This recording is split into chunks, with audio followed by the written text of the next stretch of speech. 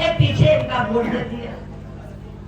इन्होंने कहा 2 करोड़ का नौकरी हम देंगे, हमने इनको वोट दे दिया। और इन्होंने कहा बुलडोजर हम चलाएंगे तो अल्लाह रखा का घर टूटेगा। हमने कहा ठीक है, चला दो चला दो। अब समझ में आ रहा है कि अल्लाह रखा बेचारे गए, अब राम भरोसे का नंबर। कोई नहीं बचेगा इनके बुलडोजर से, कोई नहीं बचेगा इनके अन्याय और अत्याचार से। इनके खिलाफ लड़ने के लिए हमको जातियों से भी बाहर निकलना पड़ेगा। लड़ाई है तो यादव उनके साथ, वर्मा जी हैं तो कुर्मी उनके साथ, बाबा साहब हैं तो महान उनके साथ। ये कौन सी लड़ाई है मुझे बताइए? ये तो जात के खिलाफ लड़ाई नहीं, ये जातिवादी लड़ाई है। जातिवादी लड़ाई से ये समाज बदल नहीं सकता है। जात के उत्पीड़न के साथ हमको गरीबी का सवाल, हमको सांप्रदायिकता का सवाल, हमको नौकरी का सवाल, हमको रोटी का सवाल भी जोड़ना होगा। और जब हम सब मिलकर के लड़ेंगे तो पिछले बार उत्तर प्रदेश में हमने इनकी 30 सीटें कम की थी, केवल एक सवाल पर। मैं तो घूमती हूँ ना, एक सवाल, बाबा साहब का संविधान खतरे में है। लोगों ने खून का घूंट पी करके हाथी को छोड़ा और साइकिल को पकड़ा, खून का घूंट पी करके। हम ये नहीं कह रहे किसको वोट देना है, लेकिन ये हम कहेंगे कि पिछले साल इनकी 30 सीटें हमने कम की उत्तर प्रदेश में। अब की बार आने दीजिए चुनाव, दौड़ा दौड़ा करके इनको भगाना है, क्योंकि अब बिल्कुल स्पष्ट हो गया है कि ये रहेंगे तो संविधान नहीं रहेगा। संविधान ने हमको क्या दिया? समानता की बात दी, इससे ठीक है, धर्मनिरपेक्षता दी, सही है, लेकिन मिला हमको क्या? एक वोट। मेरा वोट भी बराबर और आईपीएस भाई का भी वोट बराबर, अडानी का वोट भी बराबर, मोदी का वोट भी बराबर और अशोक का वोट भी बराबर, सावित्री का वोट भी बराबर और नूरबहानू का भी वोट बराबर। एक ही चीज हमको मिली है। और अब ये मनुवादी हमारे वोट का अधिकार भी हमसे छीन रहे हैं। इतनी बेईमानी हो रही है वोट के नाम पर। मैं खुद बिहार गई थी, अब वहाँ पत्रकार घूम रहे हैं, किससे बात कर रहे हैं? मुर्दों से बात कर रहे हैं। अरे भैया तुम जिंदा हो? बोले हाँ भैया हम तो जिंदा हैं। चुनाव के लिस्ट में तो तुम मर गए। नहीं भैया हम तो जिंदा हैं, हमका न मारो। तो ये हो रहा है, यहाँ तक हम पहुंच गए। और आप समझिए अगर हमारा वोट का अधिकार भी हमसे छिन गया तो डॉक्टर अंबेडकर ने जो हमको दिया था समाज को बदलने का हथियार, वो हमसे छिन जाएगा और हम कहीं के नहीं रहेंगे। इसलिए इन मनुवादियों को पहचानिए, अपना हाथ बढ़ाइए, जात के दायरे से निकलिए, तमाम लोगों का हाथ पकड़िए, मजदूरों का, किसानों का संघर्ष अपना संघर्ष समझिए। सब लोग मिलकर के लड़ेंगे तो मनुवादियों को हम लोग दौड़ा दौड़ा करके भगाएंगे, कहीं नहीं टिक पाएंगे। और यही बात लड़ाई जी को अच्छी लगेगी, बहुत बहादुर लोग थे, राम स्वरूप जी को अच्छी लगेगी। उनको लगेगा कि हाँ आज हमारी बातों को सुन करके हमारे तमाम समाज के लोग, दबे पिसे पिछले शोषित जनता, महिलाएं अपना हक लेने के लिए आगे बढ़ रही है। यही उनको श्रद्धांजलि होगी, यही उनके जन्मदिन के दिन पर उनको सबसे बड़ा तोहफा होगा। आप सबका बहुत बहुत धन्यवाद। इंकलाब जिंदाबाद। किसकी सरकार ने किया? मैं नाम नहीं लेना चाहती हूँ। कौन सी सरकार थी? कांग्रेस थी। उसके बाद जब उनको हाई कोर्ट से न्याय मिला तो सुप्रीम कोर्ट में कौन सी सरकार गई? वो भी आप समझ रहे हैं। तो मेरा कहने का मतलब ये है कि भ्रम मत पालिए, ये बहुत बड़ी लड़ाई है। और इस समाज में जो शासन करने वाले लोग हैं, ये उनके खिलाफ लड़ाई है। उनको फायदा मिलता है, अंधविश्वास से फायदा मिलता है, वर्ण व्यवस्था से फायदा मिलता है, लोगों को जातियों में और धर्मों में बांट करके वो राज करते हैं और लूट करते हैं। आज आप देखिए क्या हो रहा है। हमारी सरकार है, क्या घोषणा हो रही है?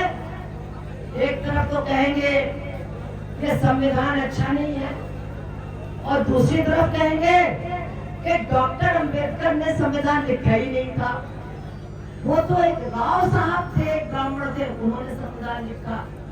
तो ये तो इनका तरीका है कि चित भी मेरी और पट भी मेरी, कुछ भी करो चलेगी मेरी। तो लिखा भी और नहीं भी लिखा, और क्या क्या अब घोषणाएं कर रहे हैं कि संविधान से धर्मनिरपेक्षता को निकाल दो, संविधान से समाजवाद को निकाल दो, यानी बराबरी, समानता जो हमारे संविधान की आत्मा है उसको ये लोग निकाल करके खत्म करना चाहते हैं। और हमारे ही लोग इनकी बातों में आ रहे हैं, हमारे ही लोग इनके फंदे में आ रहे हैं। मैं आपसे कहना चाहती हूँ ये मनुवाद बहुत खतरनाक चीज है, क्योंकि हमारे अंदर भी है।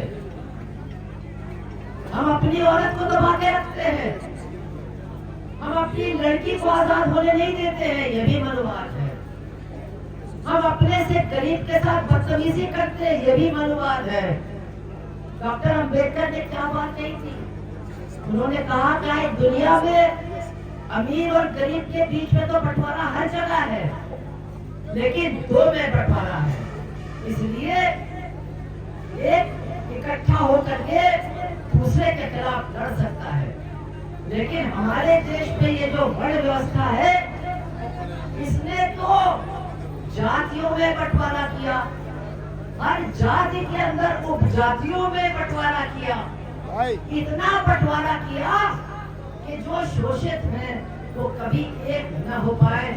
अभी आपने उनकी बातें सुनी कि यादवों ने कहा कि हम बेहतरों को अपने यहाँ पानी नहीं पीने देंगे। मतलब आपको कोई पानी पीने से रोके तो आपको बहुत बुरा लगता है, लेकिन आप सोचते हैं कि अगर इसने पानी पी लिया तो मेरी जो है नाक कट जाएगी। कि ये सब तो नकटे घूम रहे हैं हिंदुस्तान में, सब तो नकटे ही घूम रहे हैं, जो कि सबकी नाक कहीं ना कहीं कट रही। ये सब बिल्कुल बेवकूफी की बातें हैं जिससे हम लोगों को उभर करके निकला। अभी धनीराम ने कहा कि अब जो बौद्ध बिहार गार्डन था, उद्यान बुद्धा पार्क, अब वो उसका नाम बदल रहे हैं।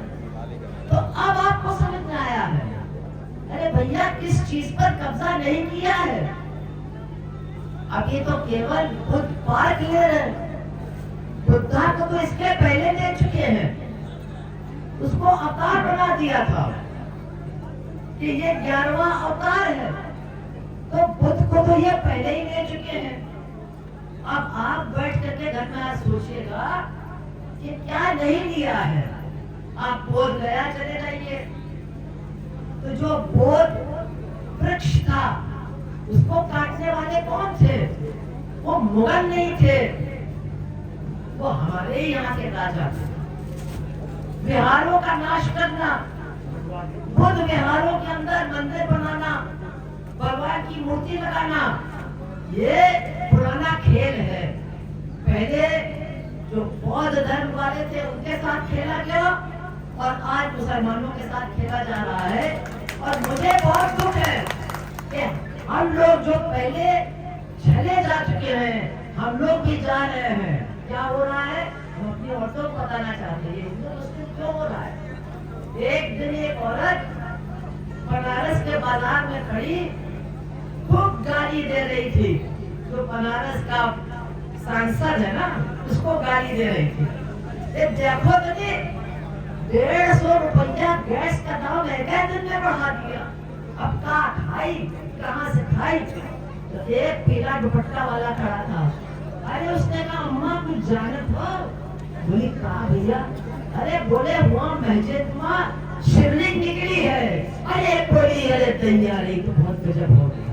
वो गैस का चूल्हा, गैस का दाम, बनारस का सांसद सब भूल गई और जुट गई कि चला भैया जाके हमका दिखाओ कहाँ शिवलिंग निकली है, कहाँ मस्जिद में निकली है। तो ये तो इनका खेल है और उसमें हम लोग इनके साथ जुड़ रहे हैं। ये खेल आज से नहीं, ये खेल ये आजादी के बाद से खेल रहे हैं।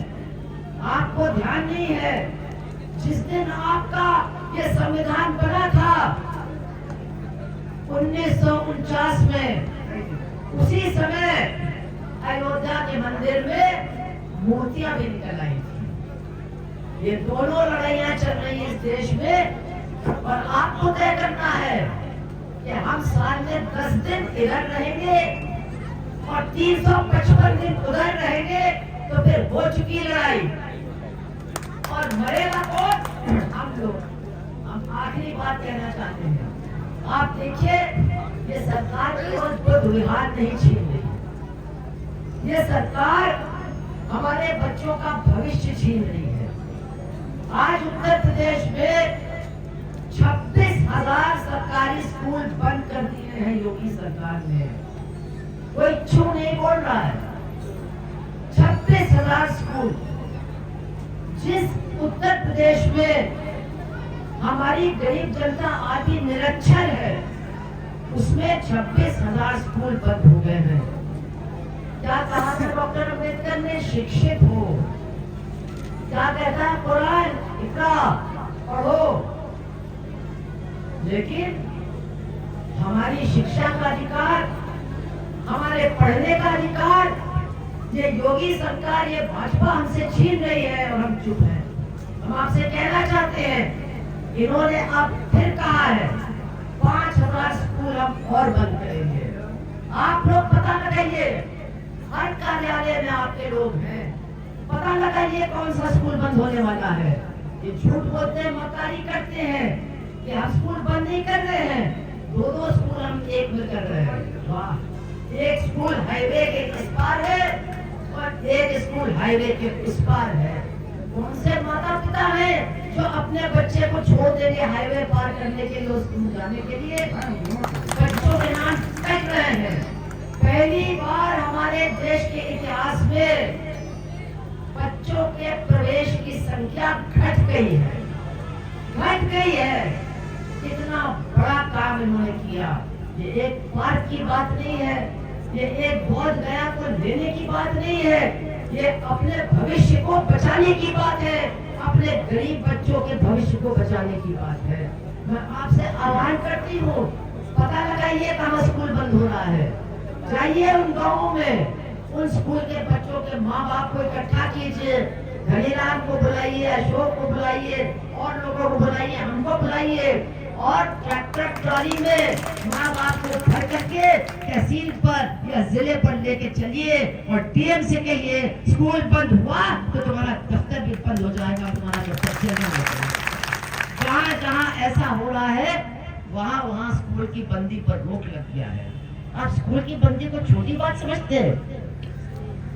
हो सकता है आप अपने बच्चों को प्राइवेट में पढ़ा रहे हैं, ये स्कूल बंद करेंगे तो गरीब का बच्चा तो गया, जो खाना पकाने वाली रसोईया है उसका काम भी गया, जो वहाँ टीचर है उसका काम भी गया, जो प्रिंसिपल है उसका काम भी गया, और जो स्कूल की बिल्डिंग है वहाँ खुलेगा सरकार का ठेका, ताकि पूरा का पूरा गांव बर्बाद हो। और हम लोग बैठ करके देखेंगे, हम लोग बैठ करके देखेंगे। तो मेरा आपसे ये कहना है कि ये बढ़िया है कि आपने आज ललाई जी को याद किया, लेकिन मुझे अफसोस होता ललाई जी की किताब कोई नहीं पढ़ता है। उन्होंने सुप्रीम कोर्ट में लड़ करके जो उनकी किताब थी सच्ची रामायण, उसकी जब्ती को खत्म कर दिया। तो जब्ती तो खत्म हो गई, लेकिन किताब का पढ़ना भी बंद हो गया।